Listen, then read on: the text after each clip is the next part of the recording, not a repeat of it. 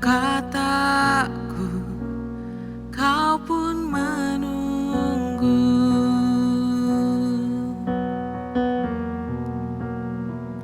Tak kusangka ku temukan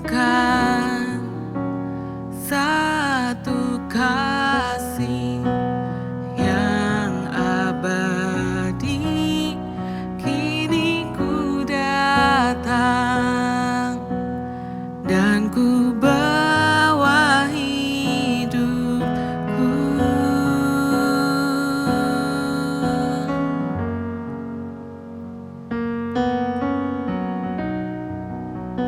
Dekat padamu, itu rinduku.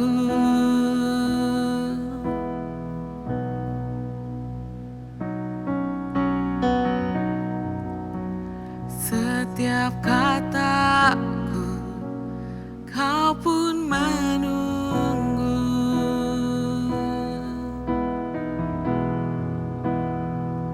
Tak kusangka ku temukan satu kasih yang abadi. Kini ku datang dan ku bawa hidupku.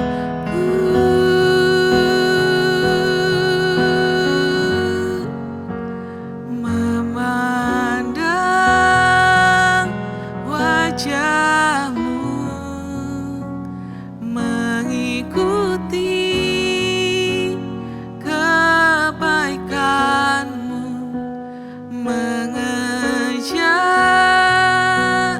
hadirmu di dalam hidupku.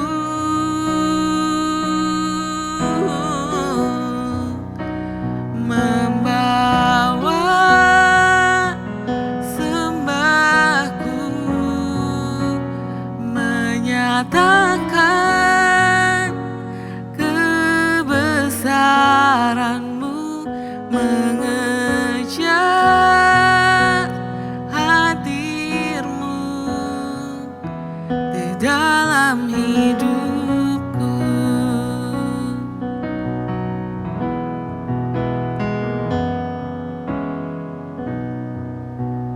Dekat padamu, itu rinduku.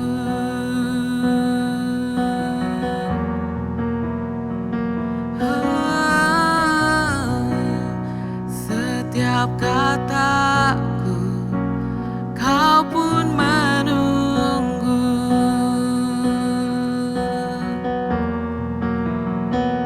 Tak kusangka ku temukan satu kasih yang abadi. Kini ku datang dan ku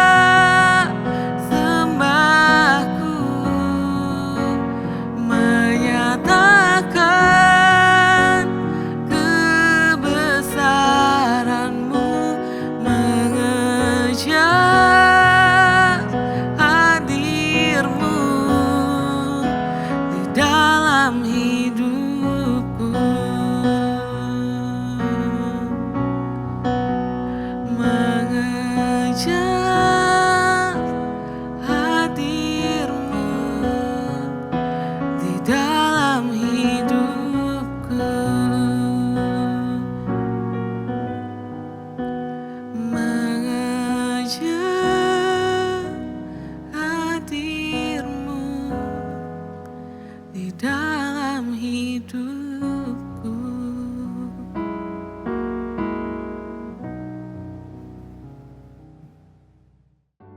Shalom, Bapak Ibu Saudara kasih Tuhan Yesus, berjumpa kembali dalam Raise Up hari ini. Dan saya percaya waktu engkau terbuka dengan kebenaran, menikmati pujian, kau akan diberkati. Dan kita akan belajar dari Imamat pasal yang ke-16, Bapak Ibu Saudara. Imamat 16, saya akan membacakan 3 ayat buat kita semuanya. Dalam ayat yang kedua, Saudara ya, firman Tuhan kepadanya, katakanlah kepada Harun kakakmu, supaya ia jangan sembarang waktu masuk ke dalam tempat kudus di belakang tabir, ke depan tutup pendamaian yang di atas tabut, supaya jangan ia mati karena aku menampakkan diri dalam awan di atas tutup pendamaian.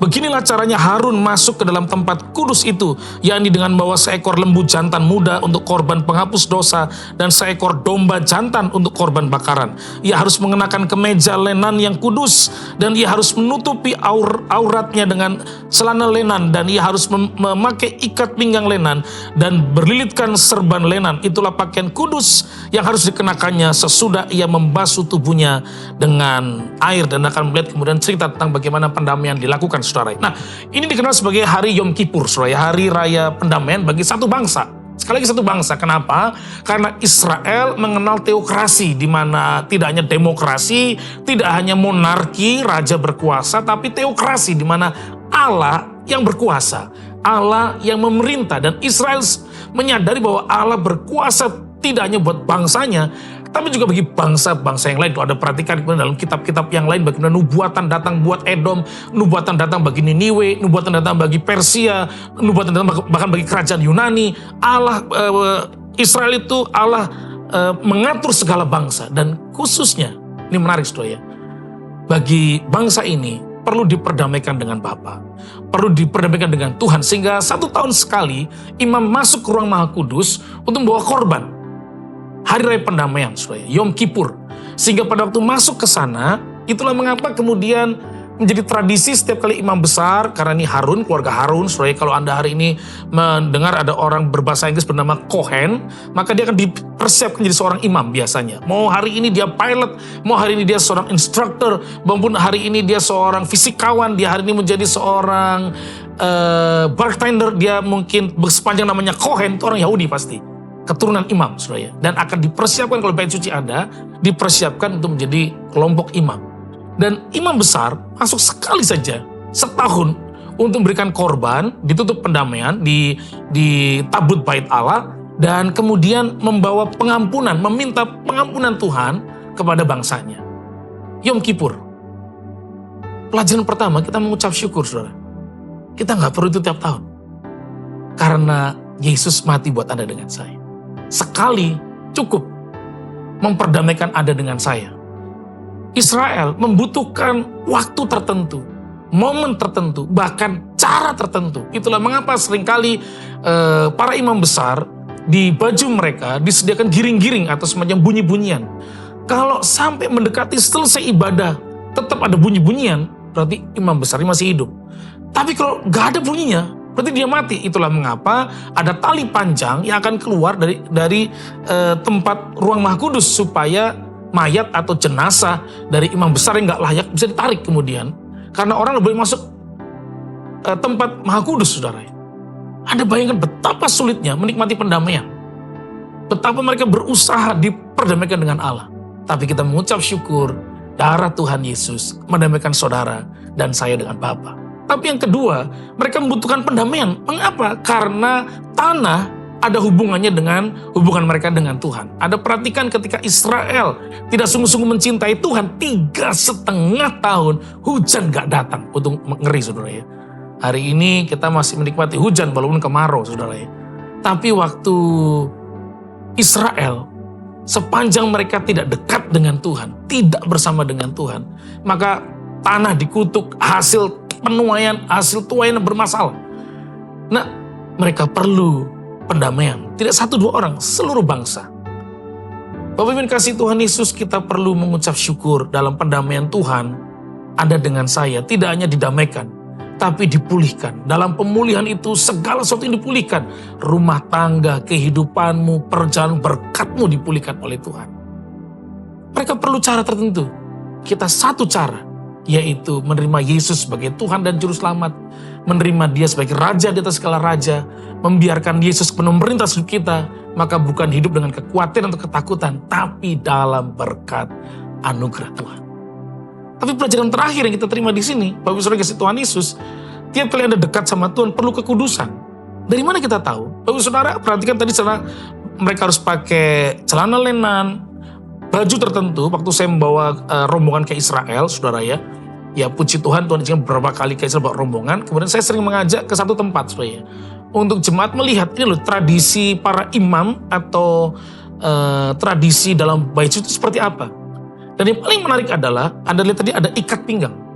Nah, ikat pinggang itu khusus, panjangnya 16 meter. Kan aneh, saudara ya.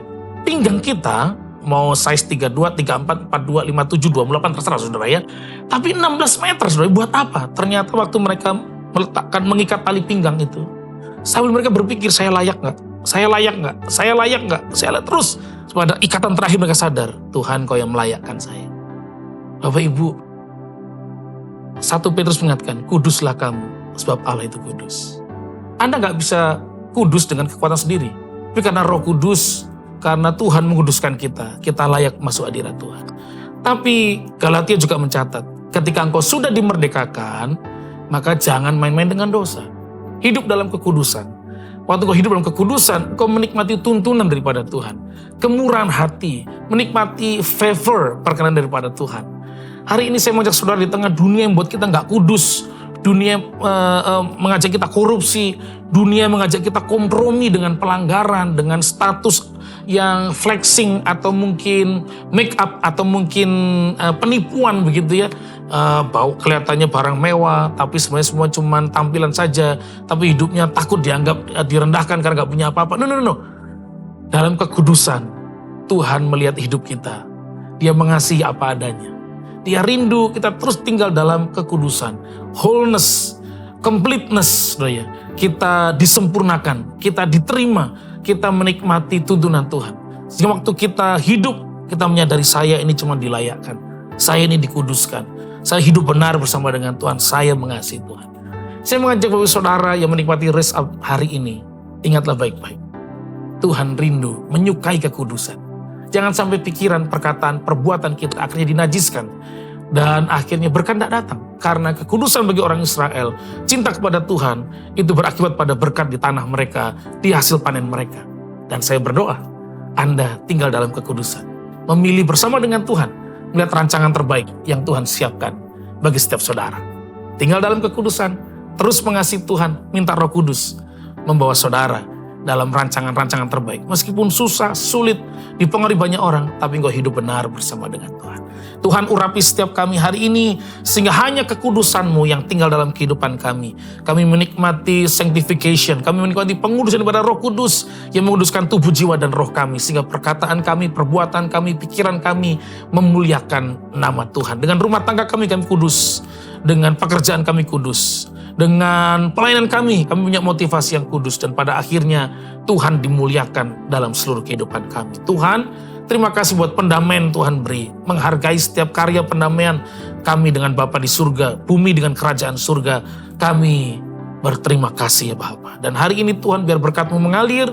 Kasih setiap Tuhan turun di atasnya. Dan kami tinggal sebagai orang-orang yang sudah dimerdekakan oleh darah Tuhan Yesus. Terpuji nama-Mu Tuhan. Berkati hari ini dalam nama Tuhan Yesus Kristus. Haleluya. Amin. Imamat 16. Hari Raya Pendamaian. Sesudah kedua anak Harun mati, yang terjadi pada waktu mereka mendekat ke hadapan Tuhan, berfirmanlah Tuhan kepada Musa. Firman Tuhan kepadanya, katakanlah kepada Harun, kakakmu, supaya ia jangan sembarang waktu masuk ke dalam tempat kudus di belakang tabir, ke depan tutup pendamaian yang di atas tabut supaya jangan ia mati. Karena aku menampakkan diri dalam awan di atas tutup pendamaian. Beginilah caranya Harun masuk ke dalam tempat kudus itu. yakni dengan membawa seekor lembu jantan muda untuk korban penghapus dosa dan seekor domba jantan untuk korban bakaran. Ia harus mengenakan kemeja lenan yang kudus dan ia harus menutupi auratnya dengan celana lenan dan ia harus memakai ikat pinggang lenan dan berlilitkan serban lenan.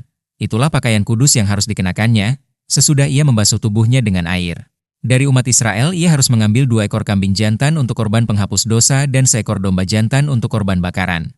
Kemudian Harun harus mempersembahkan lembu jantan yang akan menjadi korban penghapus dosa baginya sendiri dan dengan demikian mengadakan pendamaian baginya dan bagi keluarganya. Ia harus mengambil kedua ekor kambing jantan itu dan menempatkannya di hadapan Tuhan di depan pintu kemah pertemuan, dan harus membuang undi atas kedua kambing jantan itu. Sebuah undi bagi Tuhan dan sebuah bagi Azazel. Lalu Harun harus mempersembahkan kambing jantan yang kena undi bagi Tuhan itu dan mengolahnya sebagai korban penghapus dosa. Tetapi kambing jantan yang kena undi bagi Azazel haruslah ditempatkan hidup-hidup di hadapan Tuhan untuk mengadakan pendamaian. Lalu dilepaskan bagi Azazel ke padang gurun. Harun harus mempersembahkan lembu jantan yang akan menjadi korban penghapus dosa baginya sendiri dan mengadakan pendamaian baginya dan bagi keluarganya. Ia harus menyembelih lembu jantan itu. Dan ia harus mengambil perbaraan berisi penuh bara api dari atas mezbah yang di hadapan Tuhan, serta serangkup penuh ukupan dari wangi-wangian yang digiling sampai halus, lalu membawanya masuk ke belakang tabir. Kemudian ia harus meletakkan ukupan itu di atas api yang di hadapan Tuhan, sehingga asap ukupan itu menutupi tutup pendamaian yang di atas hukum Allah, supaya ia jangan mati. Lalu ia harus mengambil sedikit dari darah lembu jantan itu dan memercikannya dengan jarinya ke atas tutup pendamaian di bagian muka. Dan ke depan tutup pendamaian itu ia harus memercikan sedikit dari darah itu dengan jarinya 7 kali. Lalu ia harus menyembelih domba jantan yang akan menjadi korban penghapus dosa bagi bangsa itu dan membawa darahnya masuk ke belakang tabir. Kemudian haruslah diperbuatnya dengan darah itu seperti yang diperbuatnya dengan darah lembu jantan, yakni ia harus memercikannya ke atas tutup pendamaian dan ke depan tutup pendamaian itu. Dengan demikian ia mengadakan pendamaian bagi tempat kudus itu karena segala kenajisan orang Israel dan karena segala pelanggaran mereka, apapun juga dosa mereka. Demikianlah harus diperbuatnya dengan kemah pertemuan yang tetap diam di antara mereka di tengah-tengah segala kenajisan mereka.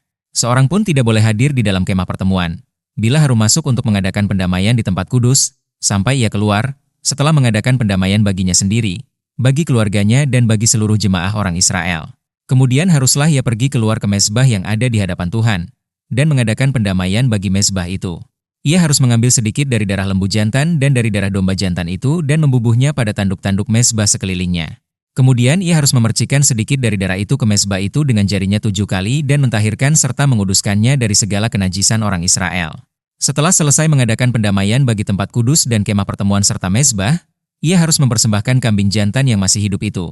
Dan Harun harus meletakkan kedua tangannya ke atas kepala kambing jantan yang hidup itu dan mengakui di atas kepala kambing itu segala kesalahan orang Israel dan segala pelanggaran mereka, apapun juga dosa mereka. Ia harus menanggungkan semuanya itu ke atas kepala kambing jantan itu dan kemudian melepaskannya ke padang gurun dengan perantaraan seseorang yang sudah siap sedia untuk itu. Demikianlah kambing jantan itu harus mengangkut segala kesalahan Israel ke tanah yang tandus, dan kambing itu harus dilepaskan di padang gurun.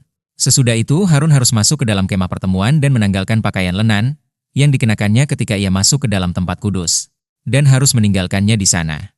Ia harus membasuh tubuhnya dengan air di suatu tempat yang kudus dan mengenakan pakaiannya sendiri. Lalu ia harus keluar dan mempersembahkan korban bakarannya sendiri, dan korban bakaran bangsa itu. Dengan demikian ia mengadakan pendamaian baginya sendiri dan bagi bangsa itu. Kemudian ia harus membakar lemak korban penghapus dosa di atas mezbah. Maka orang yang melepaskan kambing jantan bagi Azazel itu harus mencuci pakaiannya, membasuh tubuhnya dengan air dan sesudah itu barulah boleh masuk ke perkemahan. Lembu jantan dan kambing jantan korban penghapus dosa, yang darahnya telah dibawa masuk untuk mengadakan pendamaian di dalam tempat kudus, harus dibawa keluar dari perkemahan, dan kulitnya, dagingnya dan kotorannya harus dibakar habis. Siapa yang membakar semuanya itu, harus mencuci pakaiannya, membasuh tubuhnya dengan air dan sesudah itu barulah boleh masuk ke perkemahan. Inilah yang harus menjadi ketetapan untuk selama-lamanya bagi kamu, yakni pada bulan yang ke-7, pada tanggal 10 bulan itu kamu harus merendahkan diri dengan berpuasa dan janganlah kamu melakukan sesuatu pekerjaan, baik orang Israel asli maupun orang asing yang tinggal di tengah-tengahmu. Karena pada hari itu harus diadakan pendamaian bagimu untuk mentahirkan kamu. Kamu akan ditahirkan dari segala dosamu di hadapan Tuhan. Hari itu harus menjadi Sabat, hari perhentian penuh, bagimu dan kamu harus merendahkan diri dengan berpuasa. Itulah suatu ketetapan untuk selama-lamanya. Dan pendamaian harus diadakan oleh imam yang telah diurapi dan telah ditahbiskan untuk memegang jabatan imam menggantikan ayahnya. Ia harus mengenakan pakaian lenan, yakni pakaian kudus. Ia harus mengadakan pendamaian bagi tempat maha kudus, bagi kemah pertemuan dan bagi mezbah, juga bagi para imam dan bagi seluruh bangsa itu, yakni jemaah itu. Itulah yang harus menjadi ketetapan untuk selama-lamanya bagimu, supaya sekali setahun diadakan pendamaian bagi orang Israel karena segala dosa mereka. Maka Harun melakukan seperti yang diperintahkan Tuhan kepada Musa.